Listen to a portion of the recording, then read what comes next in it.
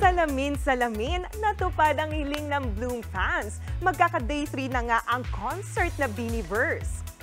Yes, Bloom fans, kumpirmado na yan ng kanilang recording company. Speaking of Beanie, pinagkaguluhan sila sa kanilang motorcade sa Antipolo nitong Sabado. Nag-perform din ang tinaguriang Nations Girl Group sa Inares Center. Nauuso naman ngayon ang kanilang dance challenges sa TikTok.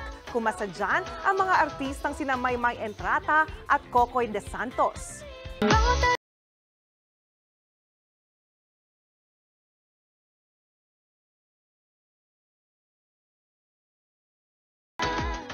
New achievement unlocked din sa Beanie. Sila na ngayon ang most streamed Pinay female artist sa Spotify. Hindi lang yan, top 1 din ngayon sa Viral 50 Philippines ang kanta nilang Salamin-salamin. Grabe na kayo, Beanie! Mga kapatid, Jania Lipon po, laging maging updated sa latest sa entertainment and lifestyle para maging una sa balitaan. Bisitahin at mag-subscribe na sa social media pages ng News 5.